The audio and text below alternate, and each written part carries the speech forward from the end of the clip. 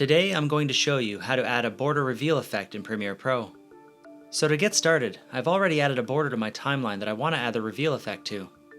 Start by going over to your project panel and creating a transparent video layer, then accept the default settings and add it above your border clip on the timeline. Make sure your border and transparent video are both set to a 5-second duration. Then go over to Effects and find Right On and add it to your transparent video.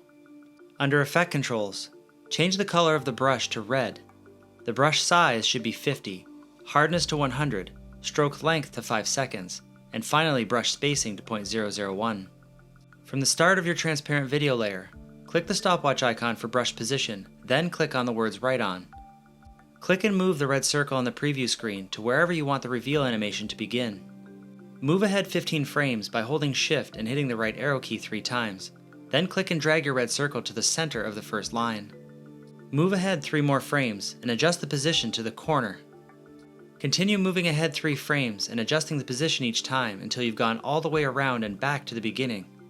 Now go over to Effects and search for Track Matte Key and add it to your border layer on the timeline. With the border selected, go to Effect Controls and change Matte to whatever video layer your transparent video is on,